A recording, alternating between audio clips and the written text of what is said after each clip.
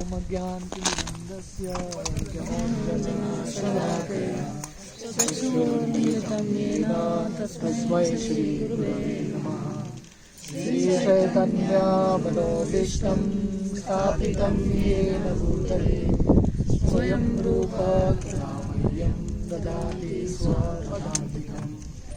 वन्देऽहं श्रीगुरुं श्रीयुतः पदकमलं श्रीगुरुं वैष्णवांश्च श्रीरूपं साग्रजातं सहगणा रघुनाथान्वितं तं सजीवं साद्वैतं सावधूतं परिजनसहितं कृष्णचैतन्यदेवं श्रीराधाकृष्णपादान् सहगणा ललिता श्रीविशाखान्वितं च नमो विष्णुपादाय कृष्णप्रेष्ठाय भूतले श्रीमते भक्तिवेदान्त स्वामीति नामे।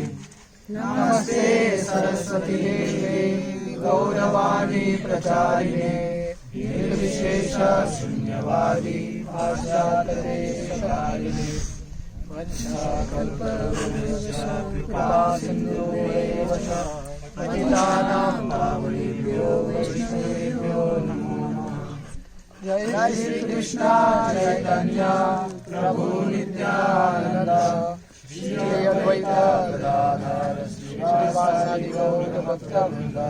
हरे कृष्णा कृष्णा कृष्णा हरे हरे हरे राम राम राम हरे हरे। हरे कृष्णा। आप लोगों को कैसा लग रहा है यहाँ पे?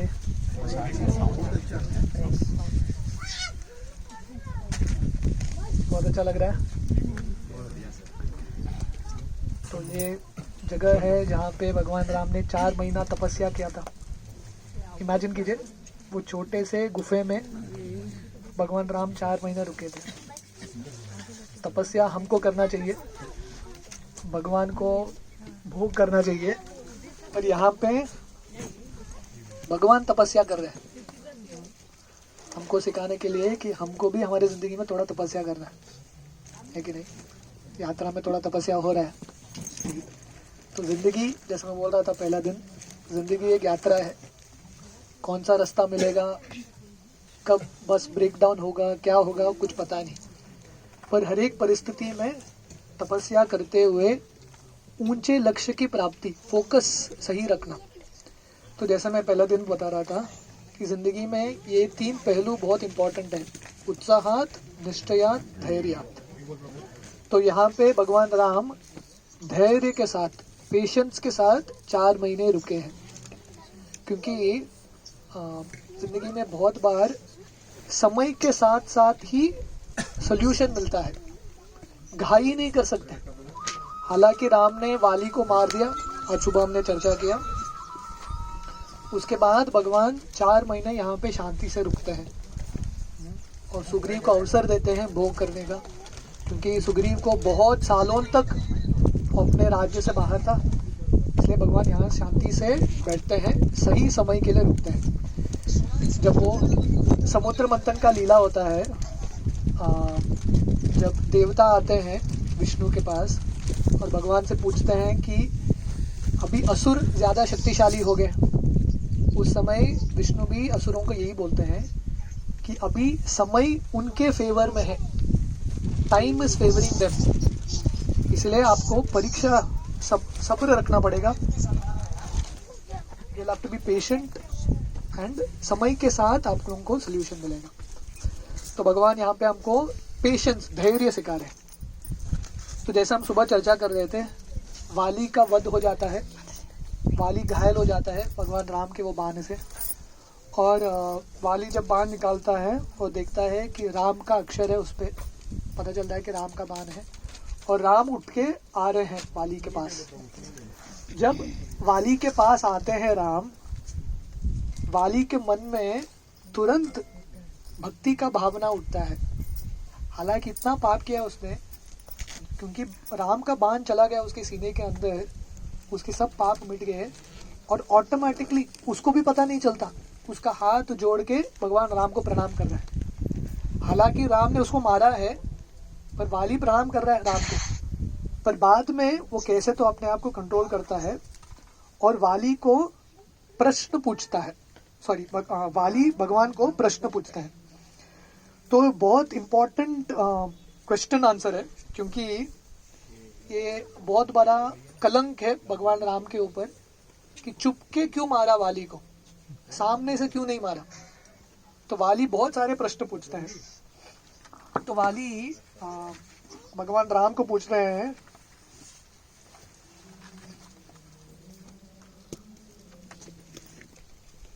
हाँ, तो वो बोलते हैं कि हे भगवान, कि ऐसा लग रहा है कि आपने धर्म का मार्ग छोड़ दिया है। भरत महाराज आपके जो भाई हैं बहुत धार्मिक है, पर आपने धर्म का मार्ग छोड़ दिया है। हालांकि अयोध्या में जब दशरथ महाराज का वर रखने के लिए आप धर्म पुरुष के रूप में सब कुछ छोड़ के आ जाते हैं, पर यहाँ पे आके आप क्या कर रहे हैं? यहाँ पे आके जब कोई नहीं देख रहा है, आपने धर्म को छोड़ के मुझे चुपचाप आपने मार दिया। तो वाली बोलता है, तो भगवान राम को कलंक लगा रहा है वाली, और बोल रहा है कि ऐसा लग रहा है कि सीता के प्रेम में आप पागल हो चुके हैं। क्या सही है क्या गलत है आपको पता नहीं, और मैं और सुग्रीव तो स्ट्रेंजर्स है आपके लिए, आप मुझे भी नहीं जानते, उसको भी नहीं जानते, तो आपने पार्शियलिटी क्यों किया, मुझे क्यों मारा, हमारे फैमिली अफेयर में आप इंटरवीन क्यों कर रहे हैं। तो इस तरह से वाली कलंक लगाता है राम के ऊपर। तो भगवान राम बोलते हैं कि तुम ऐसा बात कर रहे हो कि तुमको धर्म के बारे में सब कुछ पता है, पर तुम्हारे पास बेसिक संस्कृति भी नहीं है, ट्रेनिंग नहीं है। क्योंकि अगर तुम पहले से साधु संत के मार्गदर्शन में होते थे, पहला तो तुम्हारा ये हाल होता नहीं था, और अगर ये हुआ भी, आप मुझे कलंक नहीं लगाते, क्योंकि आपको पता चलता कि आप गलत मार्ग में हैं। तो वाली पहला आर्गुमेंट प्रेजेंट करता है भगवान को। तो भगवान को बोलता है, आप कौन से धर्म के बारे में बात कर रहे हैं? मेरा तो आपके साथ कुछ धार्मिक इशू नहीं था, मैंने आपका पत्नी का अपहरण नहीं किया, आपका राज्य छीना नहीं, मैंने कुछ किया ही नहीं, तो आपने मुझे दंड क्यों दिया? तो भगवान राम बोलते हैं, ये पूरा धरती भरत महाराज, हाँ, अभी जो अयोध्या के राजा हैं, उनके प्रतिनिधित्व में पूरा धरती आता है। और हालांकि भरत महाराज अभी शहरों के ऊपर साम्राज्य कर रहे हैं, भरत ने मुझे जंगल के ऊपर साम्राज्य करने का हक दिया है, इसलिए आपका राज्य भी हमारे राज्य के अंडर ही आता है, और इसलिए मुझे हक है आपको मारने का।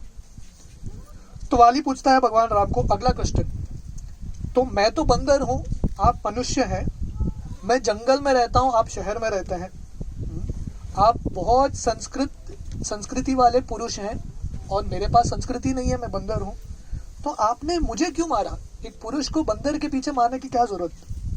तो राम बोलते हैं, क्षत्रियों का धर्म है पशु को हंट करना, हंटिंग क्षत्रियों का धर्म है, इसलिए जो पशु मनुष्यों को तंग करते हैं उनको हम दंड देते हैं, वो हमारे क्षत्रियों का हक है।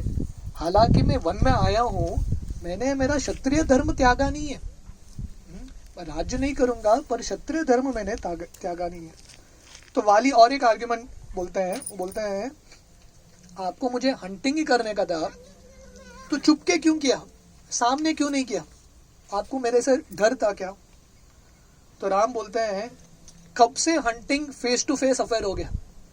हंटिंग मतलब कहीं से भी जो क्षत्रिय है पशु को मारता है। क्षत्रिय रूल में नहीं है कि जानवर को मारने से पहले उसको चेतावनी देना है, नहीं, जानवर देख रहा है न देख रहा है, छुपा है न छुपा है, क्षत्रियों का हक है मारने का, ये हंटिंग का रूल्स है। तो वाली राम को बोलते हैं, अगर आपको पशु को मारने का ही था तो बंदर क्यों मारा? क्योंकि बंदर का शरीर कुछ उपयोग का नहीं होता, आपको चमड़ी चाहिए था, तो आपको जो शेर है नहीं तो हाथी है उसको मारना चाहिए था, उसका चमड़ी का फायदा है। अगर आपको या डियर एक हिरन को मारना चाहिए था। अगर आपको जो मीट की जरूरत है, तो बाकी प्राणियों को मारो, हिरन को मारो। बंदर के शरीर से आपको क्या मिलेगा? जो बाल है, जो शीप के, हिरन के शरीर से मिलता है वो भी नहीं मिलेगा, स्किन भी नहीं मिलेगा, और हमारा मांस भी कुछ फायदा नहीं है। तो आपने मुझे क्यों मारा? तो भगवान राम बोलते हैं कि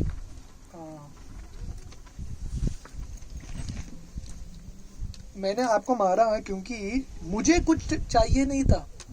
जनरली लोग हंटिंग करते हैं किसी कारण के लिए, पर I don't have any reason. मैंने आपको मारा क्योंकि आपने बहुत सारा पाप किया है, आपने धर्म को तोड़ा है। तो वाली पूछता है मेरा पाप क्या है? मैंने किसी ब्राह्मण को नहीं मारा, स्त्री को नहीं मारा, गाय को नहीं मारा, तो मेरा क्या पाप है इसके वजह से आप मुझे मृत्यु दंड दे रहे हैं? तो भगवान राम बोलते हैं तुम्हारा दो पाप है, तुमने राज धर्म और कुल धर्म दोनों को त्यागा है। तो पहला भगवान राम बताते हैं कि तुम्हारे भाई के जो पत्नी है उसकी रक्षा करना तुम्हारा धर्म है, कुल धर्म है। पर जब तुमने सुग्रीव के पत्नी का अपहरण किया उस समय तुमने कुल धर्म को त्याग दिया, इसलिए तुम दंड के कारण बन गए। और दूसरा, स्वयं का छोटा भाई या शिष्य हमेशा बड़े भाई को पिता के नाते पे उसकी रक्षा करनी है।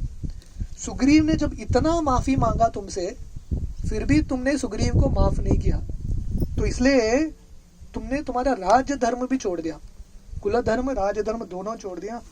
तो ऐसे पापी को मारने से मुझे पाप नहीं मिलता, बल्कि मैं तुमको नहीं मारूंगा तो धर्म न पालन करने का पाप मिलेगा। तो इस तरह से भगवान राम बताते हैं। तो इतना बताने के बाद वाली बोलता है, फाइनल आर्गुमेंट वाली बोलता है कि आप किस धर्म के बारे में बात कर रहे हैं? धर्म तो पुरुषों को लागू होता है, हम तो बंदर हैं, हमको तो धर्म लागू नहीं होता, हम कुछ भी कर सकते हैं। तो राम बोले वाह, जब तुमको चाहिए तुम मनुष्य की तरह बात करते हो, जब तुमको बचना है तुम पशु का रोल ले लेते हो। तुम हो कौन? हाँ, तुम मेरे लिए बोल रहे हो कि आपने धर्म का पथ छोड़ दिया, पर खुद तुमने अधर्म के मार्ग पे जा रहे हो। तो तुम्हारा ही डबल स्टैंडर्ड है, तुम्हारे हिसाब से तुम मोड़ रहे हो आर्ग्यूमेंट्स को। और फाइनली राम बोलते हैं तुम एक्चुअली इंद्र के पुत्र हो, और क्योंकि इंद्र के पुत्र हो तुम्हारा कुछ रिस्पॉन्सिबिलिटी बनता है, और क्योंकि तुमने रिस्पॉन्सिबिलिटी को तोड़ा। जितना व्यक्ति को रिस्पॉन्सिबिलिटी रहता है, जितना ऊंचे कुल में उसका जन्म हुआ है, उतना पाप करने से उसको पाप में भुगतना पड़ता है, पाप के जो फल है उसको भुगतना पड़ता है। इसलिए राम बोले इसलिए मैंने तुमको दंड दिया। तो ये सब आर्ग्यूमेंट्स होने के बाद वाली को समझ में आता है, हालांकि वाली पहले ही जब राम का बाण लगा था उसके अंदर जितने भी पाप है वो निकल चुके थे, फिर भी वो कोशिश करता है आर्ग्यूमेंट्स में विन करने के लिए। फाइनली जब वाली देखता है कि कुछ भी आर्ग्यूमेंट चला नहीं, तो वाली नम्र हो जाता है, और वाली के अंदर पश्चाताप की भावना आती है। वो पूरे अपने ज़िंदगी को देखता है और उसको समझ में आता है कि मेरे ज़िंदगी में इतना पाप किया है, रावण के संगति में मैंने इतना सारा पाप किया है। और अभी जब वो राम को देख रहा है, अलग ही दृष्टिकोण में देखता है, हृदय से पूरा परिवर्तन हो चुका है उसका। और इस तरह से वाली भगवान राम से माफ़ी मांगता है कि मैंने आपके प्रति बहुत अपराध किया है, मैंने बहुत बुरे शब्द का उपयोग किया है, तो कृपया करके मुझे माफ़ कीजिए। और वाली सुग्रीव की तरफ देख के सुग्रीव को माफ़ी मांगने लगता है। तो इतना ट्रांसफॉर्मेशन होता है वाली में, जो सुग्रीव को देख के वाली को इतना घृणा, इतना गुस्सा आता था, अभी सुग्रीव को देख के वो माफ़ी मांगता है। सुग्रीव को बोलता है कि आप मुझे माफ़ कर दो, क्योंकि मैंने अज्ञान में मैंने आपके प्रति बहुत अपराध किया है। और सुग्रीव को आलिंगन करने के लिए हाथ बढ़ाता है। तो सुग्रीव को पहले तो बहुत गुस्सा आ रहा है कि इतना अत्याचार किया मेरे पे, पर सुग्रीव को समझ में आता है कि वाली का हृदय का परिवर्तन हो चुका है। तो सुग्रीव जाके वाली के गले मिलते हैं। तो फाइनली एट द एंड, मृत्यु के समय ये दोनों दोस्त बन गए। तो उस समय तारा बाहर आती है, तारा को समाचार मिलता है किष्किंधा में कि वाली का अभी वध हो गया, वाली मरने ही वाला है। तो तारा भाग भाग के बाहर आ रही है। तब उस समय जो वाली के मंत्री हैं तारा को बोलते हैं कि अभी किष्किंधा बहुत डेंजर में है, राम ने वाली को मार दिया, बहुत जल्दी सुग्रीव राजा बनेगा और जितने भी सुग्रीव के मंत्रियां हैं, रानियां हैं, सबको सुग्रीव वाली जैसे दंड दिया सुग्रीव के मंत्रियों को, उतना ही दंड हमको मिलेगा। इसलिए आप क्या करो, तुरंत अंगद को राजा बना दो और हम किष्किंधा की रक्षा करेंगे। तो तारा बोलती है जब मेरे पति ही मर गए हैं, मेरे लिए किष्किंधा का क्या फायदा, हाँ, और बच्चा अंगद का क्या फायदा। इसलिए तारा भाग भाग के वाली के पास जाती है। वाली भगवान राम को बोलते हैं, हाँ, भगवान राम को बोल रहे हैं कि आपने जो सही किया, आपने जो किया वो सही था, पर मेरा मुझे एक ही चीज के लिए बुरा लग रहा है कि आपने मेरा मदद क्यों नहीं लिया। सीता को पाने के लिए, रावण को मारने के लिए मेरा मदद क्यों नहीं लिया, क्योंकि आप मेरा मदद लेते थे तो मैं रावण को यूं ही पकड़ के उसको मार देता था। तो इसमें भी वाली का घमंड थोड़ा दिखता है। हालांकि जैसे मैं बता रहा था, भगवान राम अवतार लेने से पहले सभी देवताओं को बोलते हैं कि आप सब लोग भी वानर के रूप में आके अवतार लीजिए, पर वाली इंद्र का पुत्र था। बाकी जितने भी वानर हैं, जितने भी देवता हैं, वो राम को असिस्ट करते हैं रावण को मारने में। पर वाली क्या बोलता है राम को, आपको असिस्ट नहीं करता था, मैं रावण को मार के आता था। तो उसमें भी वो क्रेडिट खुद लेना चाहता है। तो इसलिए राम का चुनाव सही था सुग्रीव को चुनने का। तो इस तरह से वाली भगवान राम को बोलता है कि जब आप सीता को पाके वापस अयोध्या जाएंगे और भरत और शत्रुघ्न इत्यादि पूछेंगे ये इंसिडेंट के बारे में, आपने मुझे क्यों मारा, आप सुग्रीव उनको बताइए कि सुग्रीव का दोष नहीं था, इसमें दोष सिर्फ मेरा था, बल्कि सुग्रीव मेरा शत्रु नहीं सबसे बड़ा हितैषी है। इतना ट्रांसफॉर्मेशन हो रहा है अभी वाली में। वाली बोल रहे हैं Sugriva is my best well wisher, क्योंकि मरते मरते मेरा जितना भी आसक्ति है सब छूट गया और आपके हाथों मुझे मरने का अवसर मिल रहा है। इसलिए हालांकि बाहरी दृष्टिकोण से लगता है कि भगवान सुग्रीव को ज्यादा प्रेम करते हैं, सुग्रीव पे ज्यादा कृपा दिखा रहे हैं, पर भगवान एक्चुअली वाली पे ज्यादा कृपा दिखाते हैं। तो इसलिए समोहम सर्वभूतेषु, भगवान सबको समान दृष्टि से देखते हैं। थोड़े भक्तों को कृपा देते हैं, किसी को दंड देते हैं, पर दोनों में भगवान की कृपा है। तो सुग्रीव को भगवान धीरे धीरे प्यूरिफिकेशन कर रहे हैं, भक्ति का मार्ग में धीरे धीरे प्यूरिफिकेशन, पर वाली को वन शॉट प्यूरिफिकेशन, एक ही क्षण में उसका तुरंत प्यूरिफिकेशन होता है, फास्ट ट्रैक, और वो भगवत धाम चला जाता है। तो बाद में जब तारा इत्यादि उनके सब पत्नियां, वाली की पत्नियां वहां पे आते हैं, इतना जोर जोर से रो रहे हैं वो, स्पेशली तारा, इतना आसक्ति, पतिव्रता स्त्री थी। तो तारा का गिनती दुनिया के पतिव्रता स्त्रियों में एक होता है, मंदोदरी का, तारा का। हालांकि संस्कृति था, पर उसके पति उनके सुनते नहीं थे, फिर भी तारा हमेशा पति के आश्रय में ही रही। तो तारा इतना विलाप करती है, इतना रोती है। तो रामायण में ये इंसिडेंसेस बार बार होते हैं। जैसा रामायण की शुरुआत में होता है, जब वाल्मीकि मुनि एक वन में जाते हैं तो वो देखते हैं कि एक शिकारी, दो पंक्षी हैं, मेल एंड फीमेल। मेल पंक्षी को, क्रौंच पंक्षी को एक शिकारी मार देता है, और वो जो तड़प रहा है वो देखते हुए वाल्मीकि मुनि के मुख से एक श्लोक निकलता है। तो वहां वो मीटर, वो श्लोक से रामायण की रचना होती है। तो ये रामायण का शुरुआत है जहाँ पे एक स्त्री, एक पंक्षी अपने पति के विलाप में रो रही है, और वही कंटिन्यूएशन यहाँ पे भी हो रहा है। अभी वाली मरने वाले हैं, तारा रो रही है, और रामायण के अंत में वही होता है, रावण मर जाता है और मंदोदरी रो रही है। तो इस तरह से तारा वाली को देख के रो भी रही है, विलाप भी कर रही है, और उसके साथ साथ इतने सुंदर ज्ञान के शब्द बोल रही है, क्योंकि तारा जो है बृहस्पति की पुत्री है। अलग अलग देवता वानर के रूप में आए हैं। Tara was the daughter of Brihaspati, तो बहुत बुद्धिमान थी। तो वाली को बोलती है कि आप हमेशा best of beds, comfortable bed में सोए हैं, बहुत सारा भोग किया है, पर अभी देखिए आप धरती मिट्टी पे लेटे हैं। आपका ये हाल कैसे हो गया? आपका ये हाल इसलिए हुआ है क्योंकि आपने आपके भाई के पत्नी को चुराया है। जो ये करेगा उसको ऐसा ही दंड मिलेगा।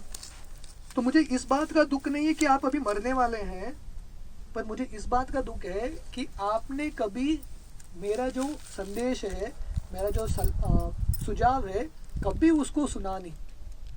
और तारा बोलती है टाइम देखो, आप हमेशा इतने शक्तिशाली रहे, सुग्रीव को कंट्रोल करते रहे, पर अभी चेंज हो गया, एवरीथिंग हैज चेंज्ड।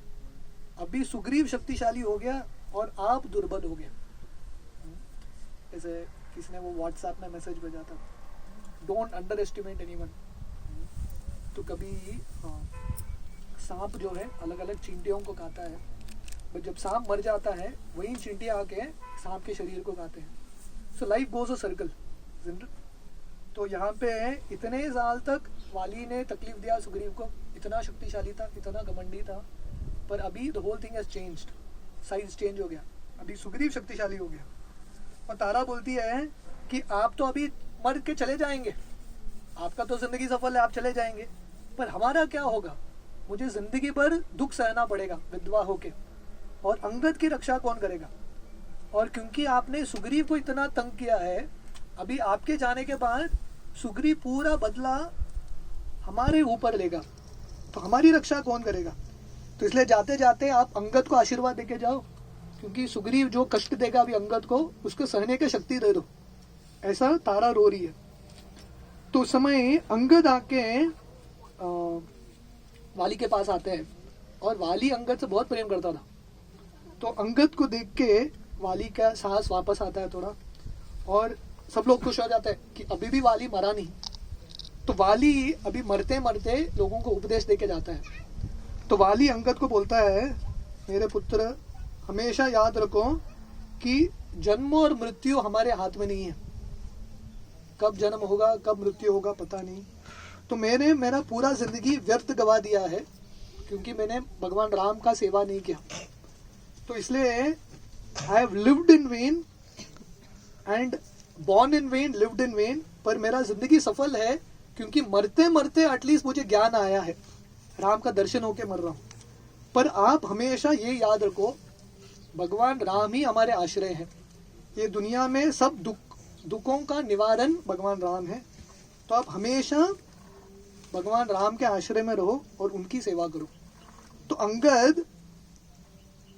वाली अंगद का हाथ लेके भगवान राम के हाथ में रखता है, और भगवान राम को बोलता है कि आप अंगद की रक्षा करो। मैंने वो बोल रहे हैं कि वो राम को बोलते हैं, आप कृपा करके अंगद के हाथ को पकड़िए, क्योंकि मैं अंगद को बोलूंगा आपके हाथ को पकड़ो, अंगद कभी छोड़ सकता है, पर आप अंगद के हाथ को पकड़ेंगे तो आप कभी नहीं छोड़ेंगे। इमेजिन करो, ये कौन बोल रहे हैं? वाली बोल रहे हैं। इतना परिवर्तन हो चुका है वाली के अंदर। और बाद में वाली जो है सुग्रीव को बुलाता है, और सुग्रीव को बोलता है कि जो भी मेरा गलती हुआ माफ करो, और ये गलती को, मेरा जो गलतियां हैं उसको बार बार याद मत कीजिए, और नया आप जिंदगी शुरू कीजिए। और सुग्रीव को अंगद के हाथ में देते हैं, और सुग्रीव को बोलते हैं कि ये अंगद की आप रक्षा करो, आपका लड़का सोच के इसकी रक्षा करो। और अंगद को बोलते हैं कि आप हमेशा सुग्रीव का सुनो, वो आपको अगर डांटेगा भी, सुग्रीव का आश्रय कभी छोड़ के मत जाओ। और फाइनली वाली सुग्रीव को देख के बोलते हैं, तारा की रक्षा करो, और तारा का सलाह हमेशा सीरियसली ले लो, क्योंकि ये बहुत बुद्धिमान है। इनफैक्ट वाली भगवान राम को भी बोलते हैं कि जब तारा मुझे बोल रही थी सुग्रीव के साथ झगड़ा करने के लिए मत जाओ। मुझे भी लग रहा था ये सही है, मुझे इनफैक्ट लग रहा था कि आज मेरा अंतिम दिन है, पर मुझे लगा कि अगर मुझे मरना ही है तो राम के हाथों ही मरूंगा मैं, तो इसलिए मेरा भाग्य है। तो इस तरह से वाली बहुत कृतज्ञता के साथ, बहुत शांति के साथ भगवान राम के सानिध्य में भगवान राम का दर्शन करते हुए मर जाता है। तो उसके बाद फिर से तारा और वाली के जितने भी बाकी स्त्रियां हैं इतना विलाप करते हैं, इतना रोते हैं। उस समय हनुमान जी आके तारा को सांत्वना देते हैं और हनुमान जी बोलते हैं ये जिंदगी एक वाटर बबल की तरह है, एक पानी की जो बबल है उसकी तरह है, कभी ना कभी तो टूटने वाला है। टाइम इज अ क्वेश्चन, आज नहीं तो कल, सो इट इज इनएविटेबल। तो इसलिए जो हो गया उसके बारे में रो के फायदा नहीं है, इसलिए आप अभी रिस्पॉन्सिबिलिटी ले लो, क्योंकि आपको अभी अंगद की रक्षा करनी है। वाली ने आपको बताया है कि अंगद का रिस्पॉन्सिबिलिटी आपका है। तो तारा बोलती है कि मेरा कुछ रिस्पॉन्सिबिलिटी नहीं है, अंगद और किष्किंधा सुग्रीव संभालेगा, मैं अभी वाली के साथ अग्नि में प्रवेश करूंगी। वो तैयार हो जाती है और ये सुन के सुग्रीव के अंदर कोई ट्रांसफॉर्मेशन आता है। तो सुग्रीव भी बोलता है भगवान मुझे अभी राज्य नहीं चाहिए, इतना सब कुछ किया राज्य के लिए, सुग्रीव बोल रहे हैं मुझे अभी राज्य नहीं चाहिए। इनफैक्ट मैंने डिसाइड कर लिया है कि मैं ऋषिमुख पर्वत में रुकूंगा, जो हमने देखा ऋषिमुख पर्वत में रुक के वहां के साधु संघ के साथ संग करूंगा और ऐसा ही जिंदगी बिताऊंगा। क्योंकि मेरे साथ इतना बुरा हुआ, वाली के अंदर, वाली के प्रति मुझे इतना गुस्सा था, इसलिए मैं चाहता था कि वाली का वध हो, पर मुझे अभी समझ में आ रहा है कि मेरा वो इच्छा सही नहीं था, मेरे वजह से वाली का वध हो गया। और अभी मैं राज्य बनूंगा तो हमेशा मुझे याद रहेगा, मुझे ये याद आता रहेगा कि मेरे वजह से वाली मर गया और वाली के खून से मैं राज्य कर रहा हूँ, इसलिए मुझे राज्य नहीं करना है। आप मुझे आज्ञा दे दो, मैं ऋषिमुख पर्वत में जाऊंगा। और एनीवे आपको मेरी मदद की जरूरत नहीं है, आप तो स्वयं भगवान हैं, आप तो सीता को एनीवे ढूंढ लेंगे, हनुमान जी आपके साथ हैं, तो मुझे आज्ञा दे दो। तो इस तरह से तारा को भी इच्छा नहीं है जिंदगी जीने का, सुग्रीव को भी इच्छा नहीं है, जिसके लिए किया था ये सब उन दोनों को ही इच्छा नहीं है। इनफैक्ट उस समय तारा उठ के राम के पास आती है। अब तक तारा ने राम को ठीक तरह से देखा ही नहीं, क्योंकि वाली के पीछे ही लगी थी, वाली के लिए विलाप कर रही थी। जब वाली मर गया, तारा उठ के राम को देखती है। इमेजिन करो, जिसने उनके पति को मारा है वो सामने ही खड़ा है, और तारा आती है भगवान राम से झगड़ा करने के लिए, पर भगवान राम का चेहरा देख के वो बुरे शब्द बोलने वाली है, पर उसके मुख से प्रार्थना निकलता है। She starts to glorify the Lord. वो बोलती है त्वम अप्रेम्यस्य दुरदस्य जितेंद्रिय उत्तम धर्मिकस्य अक्षय कीर्तिस्य विचक्षणय क्षितित्सवम सजोत्पमक्ष्यः। वो बोलती है कि आप अप्रेमस्य है, उसका मतलब है कि वेद भी आपको ठीक तरह से नहीं जान सकते, you are beyond the Vedas. तो अगर वेद भी आपको नहीं जान सकते तो मैं तो अबला स्त्री हूं, आपका गुणगान कैसा करूं। और बोलती है आप जितेंद्रिय हैं, आपने आपके जितने भी इंद्रिय हैं उसको दमन किया है, क्योंकि अभी अभी आपने वाली को मारा है, पर किष्किंधा का राजा बनने का आपका इच्छा नहीं है। आप किसको राजा बना रहे हैं? सुग्रीव को राजा बना रहे हैं, मतलब आपका इंद्रिय बहुत कंट्रोल्ड है। इनफैक्ट इसके तुरंत बाद सुग्रीव राम को बोलते हैं कि आप पट्टाभिषेक में, मेरे राज्य पट्टाभिषेक में आप आइए किष्किंधा। तो भगवान राम इतने सेल्फ कंट्रोल्ड हैं, वो बोलते हैं नहीं, मैं ये मल्यवत पर्वत में ही रुकूंगा, मैं किष्किंधा क्षेत्र में आऊंगा नहीं। और तारा बोलती है कि मैं इतनी सुंदर हूं, तारा इतनी सुंदर है, जो भी तारा को देखता है फिर से और एक बार देखता है, इतनी सुंदर है। पर तारा राम का गुणगान करती है, वो बोलती है आपने मेरे तरफ एक भी बार नहीं देखा, आपका सेंसेस इतने कंट्रोल्ड है। और बोलती है आप उत्तम धर्मिकस्य, आप सबसे उत्तम धर्मात्मा है, क्योंकि जनरली लोग अधर्म के मार्ग में लगे हैं, अधम है, क्योंकि हर एक व्यक्ति सेल्फिश है, अपने हित के लिए लोगों को कष्ट देना चाहते हैं। दूसरा श्रेणी है मध्यम, अधम व्यक्ति जो है अपने सेल्फिश इंटरेस्ट के लिए दूसरों को कष्ट देता है। अगला है मध्यम, जो अपना स्वार्थ भी देखता है और दूसरों का भी हित करता है। पर तारा बोलती है आप उत्तम है, क्योंकि आप कष्ट सहन करते हैं पर दूसरों को आप दया दिखाते हैं, दूसरों की जिंदगी में आप कल्याण दिखाते हैं। तो यहीं पे भगवान राम सुग्रीव को कल्याण देते हैं, सुग्रीव को राजा बनाते हैं, वो आनंद में रहता है, पर भगवान राम स्वयं यहाँ पे तपस्या कर रहे हैं।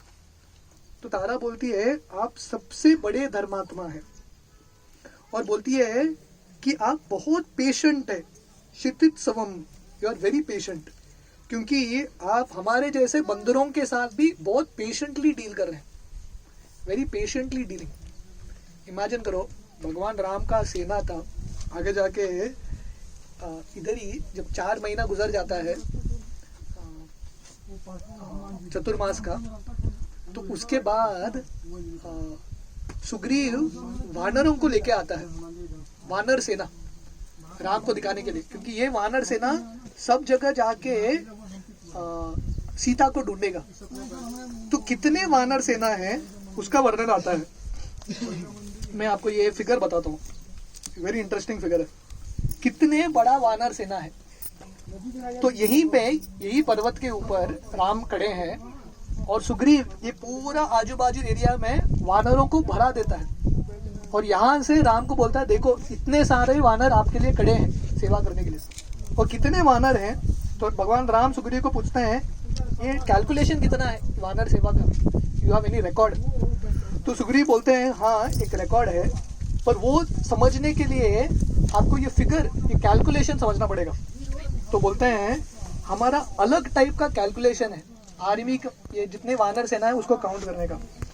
तो बोलते हैं 10,000 इंटू 1000, 10,000 इंटू 1000, उसको बोलते हैं 10 million. 10 million into probably 10 or 100 is 1 trillion. How much is 1 trillion? 10 times million ना? 1,000 million. तो 1,000 million is 1 trillion. तो 1 trillion, 1 ट्रिलियन को एक शंकु बोलते हैं, 1 शंकु। 100,000 शंकु is 1 महाशंकु। 1 trillion is 1 शंकु, 100,000 शंकु is 1 महाशंकु। 100,000 महाशंकु एक वृंद है, और 100,000 वृंद makes 1 महावृंद। 100,000 महावृंद एक पद्म बनता है, 100,000 पद्म एक महापद्म बनता है, 100,000 महापद्म एक खर्व बनता है, 100,000 खर्व एक महाकर्व बनता है, और 100,000 महाकर्व एक समुद्र बनता है। ये गिनती है उनका। और 100,000 समुद्र एक ओग बनता है, एंड 100,000 ओग एक महाओग बनता है। और सुग्रीव बोलते हैं हे राम, आपके आर्मी में, वानर सेना में कितने बंदर हैं? ट्रिलियन शंकु, 1 ट्रिलियन शंकु, 1,000 महाशंकु, 100 वृंद, 1,000 महावृंद, 100 पद्म, 1,000 महापद्म, 100 खर्व, 100 समुद्र एंड 100 महाओग, इतने वानर सेना है। इमेजिन करो। और इधर ही सब खड़े थे, भगवान राम यहीं से देख रहे हैं, तो कितना बड़ा वानर सेना रहेगा। हर एक पत्थर पे एक वानर था। और इमेजिन करो भगवान राम ने ये सेना लेके रावण को जीता। मतलब एक बंदर को कंट्रोल करना कितना मुश्किल है। बंदर को छोड़ो, एक मनुष्य का हैंडल करेगा, देखो पसीना छोड़ता है कि नहीं। तो एक बंदर के साथ डील करना मुश्किल है, भगवान ने इतना बड़ा बंदरों की सेना के साथ डील किया, और वो भी पेशेंटली, क्षितिज समम। तो इसलिए तारा बोलती है ये आपकी महानता है कि आप हमारे साथ इतना प्रेम से बर्ताव कर रहे हैं, हम जैसे बंदरों के साथ।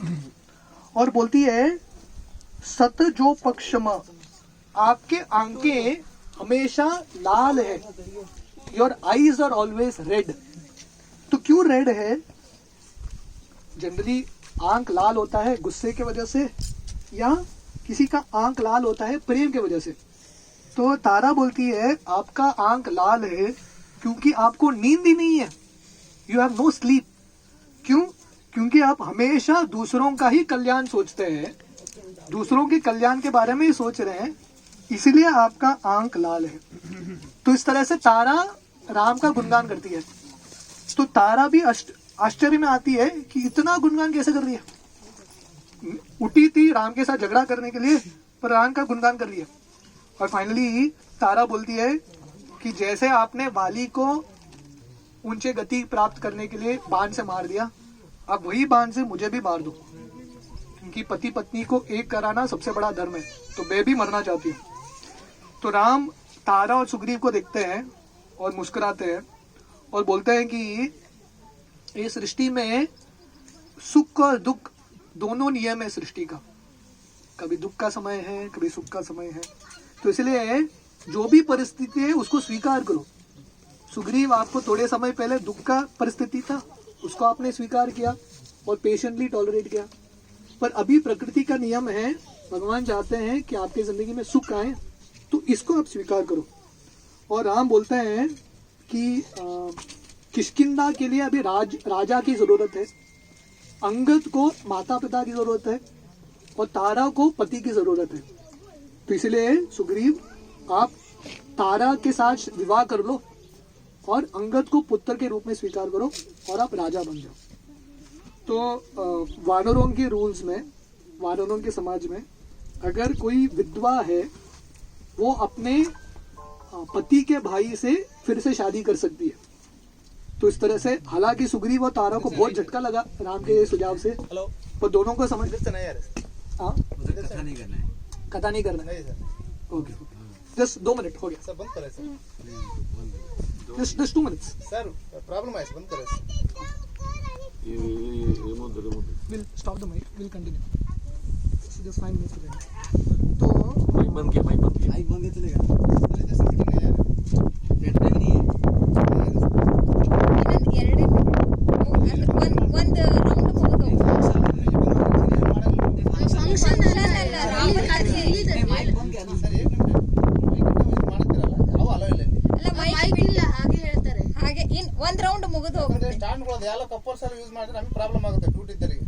ಹೌದು, ಸ್ಟ್ಯಾಂಡ್ ಅದು ಇದೆ. ಒಪ್ಕೋತೇವಿ क्या बोल रहे हो? ಸರ್. ಇನ್ನೊಂದು 2 ಮಿನಿಟ್,